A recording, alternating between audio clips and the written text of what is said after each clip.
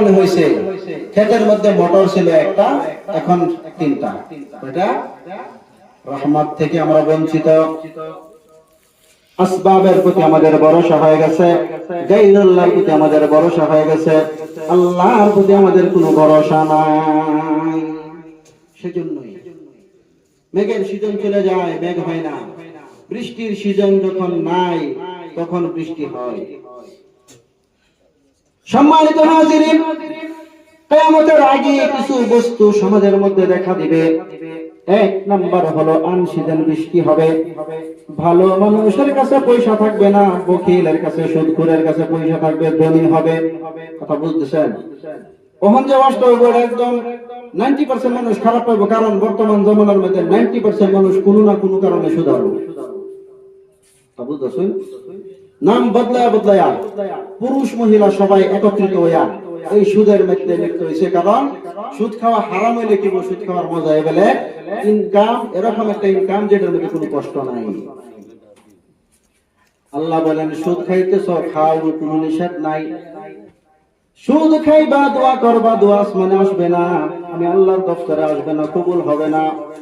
সুদ খায় নামাজ পড়বা, নামাজ কবুল হবে না।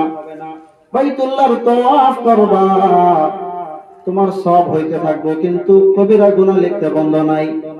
রাত্রে ঘুমাইতে যাইবা, ঘুম দিবা, তোমার কোনো সওয়াব নাই, গুনাহ নাই, কিন্তু সুদখোরের আমলনামায় প্রতি সেকেন্ডে কবিরা গুনাহ লেখা হয়। নাউজুবিল্লাহ বলেন।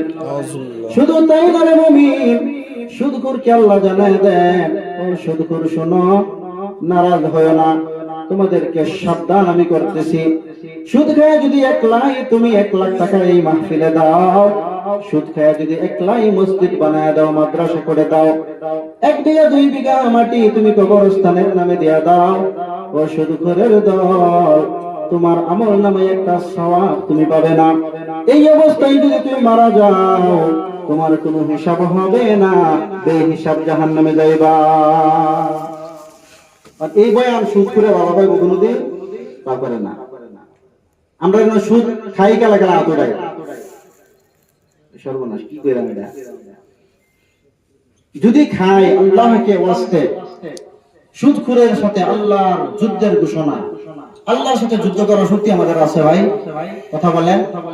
সুদ যদি আমরা খাই, আল্লাহকে ওয়াস্তে সুদকে বর্জন করব, ছেড়ে দেব ইনশাআল্লাহ। যার কাছ থেকে সুদ নিছি তাদেরকে ঘোরায় দিব, আল্লাহর কাছে তওবা করব, আল্লাহ মাফ করে দিবেন ইনশাআল্লাহ। রাস্তা খোলা আছে। এমন একটা সময় আসবে, মানুষ ঘুম থেকে উঠে দেখবে বেল পূর্ব দিক থেকে না পশ্চিম দিক থেকে উদিত।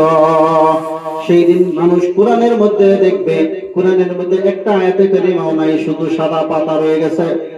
কোরআনের মধ্যে একটা আয়াতও নাই, আয়াতগুলো লৌহে মাহফুজে চলে যাবে। সেদিনের পর থেকে যত কান্নাকুটি করবেন কবুল হবে না। সেই দিনটা কালকেও হতে পারে, সেই সূর্যটা পশ্চিম দিকে উঠবে, সেইটা কালকেও হতে পারে। সেজন্য সময় থাকতে সময়ের কদর করুন ভাইরা আমার, আল্লাহকে রাজি করার চেষ্টা করুন। আমি বলতেছিলাম কিয়ামতের আগে সুদখোর আম হবে, সুদখোরের কাছে টাকা থাকবে, বকিলের কাছে টাকা থাকবে, ভালো মানুষের কাছে টাকা থাকবে না। মানুষ যাকাত দিতে চাইবে না, যাকাতকে যাকাতুন মাগরামা, যাকাতকে জরিমানা মনে করবে। এমন হইতেছে কিনা? যদি মানুষ তার হিসাব মতো যাকাত দিতে, এলাকায় কোনো গরিব থাকতো না। যাকাতকে জরিমানা মনে করবে, যখন জরিমানা মনে করবে, তখন রহমতের বৃষ্টি কুদরতে ইলাহি থেকে উঠায় নেওয়া হবে। এখন আপনারা প্রশ্ন করতে পারেন, আমি যাকাত দেই না কিন্তু বৃষ্টি তো হয়, হইতেছে কিনা? আনসিজনে বৃষ্টি হয়। এই বৃষ্টিও হতো না, এই বৃষ্টি থেকে আমরা বঞ্চিত হতাম। আল্লাহর নবীকে যখন সাহাবারা জিজ্ঞাসা করলেন, যাকাত দেওয়া মানুষ যাকাত দেবে না, জরিমানা মনে করবে, তারপরে তো বৃষ্টি হয়। নবীজি বলেন, যদি সাঁতার পানার জন্য হাঁসগুলোর যদি পানির দরকার না হইতো, মাছের অস্তিত্ব টিকায় রাখার জন্য যদি পানির দরকার না হইতো, জঙ্গলের সাপ বিচ্ছু পোকামাকড় গুলো বেঁচে থাকার জন্য যদি পানির দরকার না হইতো, তাহলে উম্মত থেকে, এই বান্দাগুলি থেকে চিরতরে আল্লাহ পানিকে উঠায় নিতেন। কিয়ামতের আলামতের ভিতরে আরেকটা আলামত হলো জলজলা বেশি হবে, কাসীরুজ জালাজিল, বেশি ভূমিকম্প হবে। এটা কিয়ামতের আলামত। এমত ভাবে কিয়ামতের আলামতের ভিতরে ওয়াকানা যাঈমুল কওমি আরযালাহুম, নবীজি বলেন সমাজের অযোগ্য ব্যক্তি সমাজের নেতা হবে। হইতেছে কিনা? অযোগ্য ব্যক্তি সমাজের নেতা হবে। এইটা উদাহরণ দিবার গেলে একজন কইছি, এরকম একজন নেতা হইছে, সিগনেচার করবার লেগে কামলা লাগছে। সিগনেচার করবার লেগে সিগনেচার করতে না, কামলা লাগছে। সিগনেচার করবার লেগে যে কামলা রাখছে,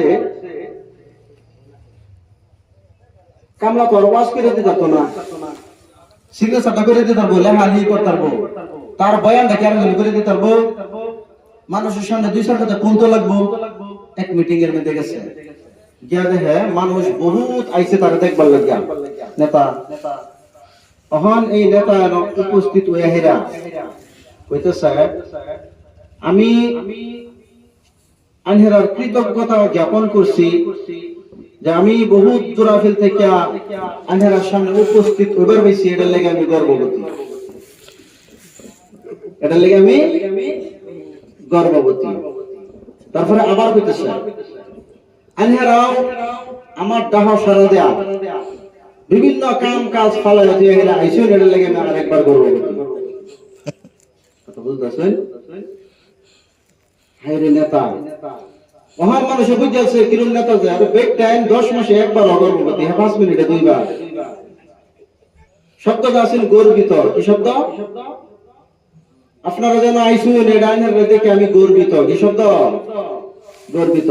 আর নেতা হইতেছে আমি গর্ভবতী।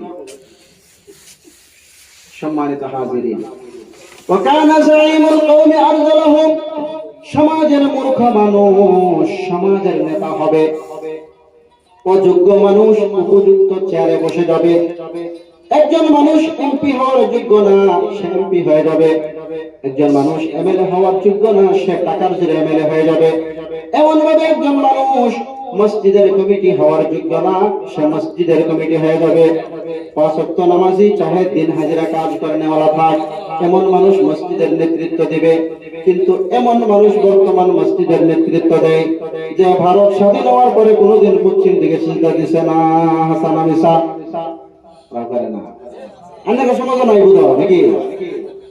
মসজিদের প্রেসিডেন্ট ইন্টারন্যাশনাল সুধারক, ন্যাশনাল না ইন্টারন্যাশনাল সুধারক।